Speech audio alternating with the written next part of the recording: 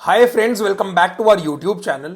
तो इस वीडियो में हम लोग डिस्कस करेंगे about a very important aspect of trading which is journaling. Usually लोगों को सुनने में ऐसा लगता है कि जर्नलिंग से क्या ही हेल्प होती होगी, but trust me, it will help you become a profitable trader. It will help you cut your losses short and also it will let your profits run. In trading 93% of the people make losses. So what do you think? What is exceptional in those 7%? It is only risk management and also the discipline that they have.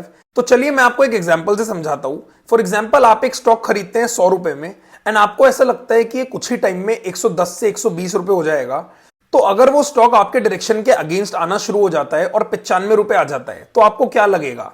95% लोगों को ऐसा लगेगा कि चलो कोई बात नहीं, ये स्टॉक नीचे ही तो आया है, दोबारा ऊपर चला जाएगा, तो वो लोग होल्ड करेंगे। और अगर वो स्टॉक और नीचे आ जाता है और अगर वो 90 रुपए पे आ जाता है, तो most of the people will think कि चलो यहां पे हम और खरीद लेते हैं ताकि हमारा एवरेज नीचे का आ जाएगा एंड जब ये ऊपर जाएगा तब हम अपनी पोजीशन को अपने रेट पे स्क्वायर ऑफ कर लेंगे।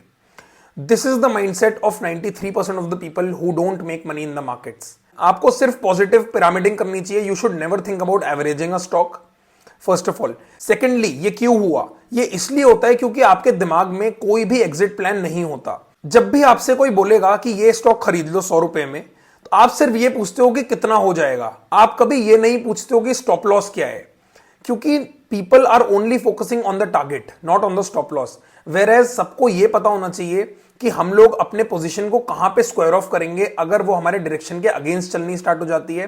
किसी को भी ये नहीं पता कि मार्केट कहां तक जाएगा, because it's a game of probability. तो चलिए अब हम बात करते हैं कि जर्नलिंग आपको कैसे हेल्प करेगी। First of all, when you make a journal, आपको उसमें डालना होता है डेट जब भी आप वो ट्रेड ले रहे हो। सेकेंडली, इंस्ट्रूमेंट का नाम। फॉर एग्जांपल, आप जो भी इंडेक्स या स्टॉक लॉन्ग या शॉर्ट जो भी कर रहे हो, उसके बाद बाय प्राइस या sale price. Next column states quantity, जिसमें आपको डालने की आपने कितनी क्वांटिटी से लॉन्ग या शॉर्ट किया है। उसके बाद जो कॉलम होता है that is called stop loss. Stop loss वाले कॉलम में आपको अपना स्टॉप लॉस प्राइस डालना होता है।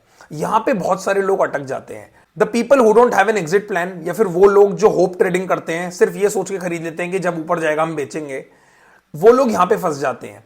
क्योंकि जब उन्हें स्टॉप लॉस लिखना पड़ता है, देन दे रियलाइज कि हमारे पास तो कोई स्टॉप लॉस है ही नहीं। So here the journal helps you. It will only help you if you fill it regularly. अगर आप अपना हर ट्रेड जो आप ले रहे हो उसको अपनी जर्नल में मेंशन करोगे, then only it will help you. Because a very big problem that people face is over trading. जब भी आप ओवर ट्रेडिंग के बारे में सोचोगे और आप अपनी जर्नल खोलोगे सिर्फ अपने ट्रेड को लिखने के लिए, and you will look at that column which is called stop loss, तो आपको लगेगा मेरे पास कोई स्टॉप लॉस तो है ही नहीं। तो उस पॉइंट पे आप वो ट्रेड नहीं लोगे, बिकॉज आपको दिख जाएगा कि ये मैं ओवर ट्रेडिंग कर रहा हूं। This is how journal helps you from over trading. उसके बाद जो नेक्स्ट कॉलम होता है that is called risk to reward, जहां पे हमें यह मेंशन करना होता है कि अगर हम 5 रुपए का स्टॉप लॉस ले रहे थे, तो सामने हमारा जो पोटेंशियल टारगेट था दैट वाज 3x, यानी 15 रुपए था, या 20 रुपए था, या 25 रुपए था। तो जिस भी ट्रेड में हमें 1:3 का पोटेंशियल टारगेट नहीं दिख रहा, हम वो ट्रेड भी नहीं लेते, क्योंकि at least 1:3 is mandatory before taking a trade. तो वहां पे हम लोगों का रिस्क मैनेजमेंट भी आ जाता है, पोजीशन साइजिंग भी इन प्लेस हो जाती है। That is how we follow the concept of less is more. उसके बाद जो नेक्स्ट कॉलम होता है दैट इज कॉल्ड टारगेट। वहां पे हमें लिखना होता है हमारा पोटेंशियल टारगेट, क्योंकि whenever we are in the trade, a lot of emotions like greed, fear comes इन।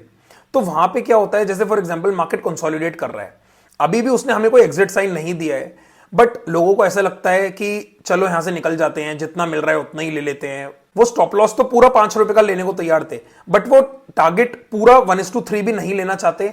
1:2 पे या 1:1.5 पे ही उनको ऐसा लगता है कि चलो यहां से निकल जाते हैं। ऐसे ट्रेडिंग नहीं होती। This is not how you will become successful in the long run. आपको हमेशा पेशेंटली वेट करना है अपने टारगेट का। अनटिल एंड अनलेस आपको चार्ट पे कुछ नहीं दिख रहा है, तब तक you have to follow the system. इसलिए आपको अपना एग्जिट प्लान पहले से ही मेंशन करना होता है। एंड ऑल्सो जब भी आप अपने ट्रेड से एग्जिट करो, आपको अपना एग्जिट रीजन भी मेंशन करना होता है, so that you get to know कि मेरा एक्चुअल रीजन यही था जिसकी वजह से मैं ट्रेड से बाहर निकला हूं। So this is how journaling helps you in lots of ways. First, it won't let you over trade. Second, it will let your profits run. Third, it will help you cut your losses short. Fourth, you will have all the entry reasons, exit reasons in written, so that you get to know about your setup, your strategies and your strengths and weaknesses. तो मैं आप सभी को suggest करूंगा कि एक बार trading journal को जरूर यूज कीजिए, and then you will see significant results in the next 1 month itself. तो गाइज इस वीडियो के लिए इतना ही। अगर आपको हमारा वीडियो पसंद आया हो तो प्लीज वीडियो को लाइक कीजिए, also share it with your friends and subscribe to the channel if you haven't. Thank you.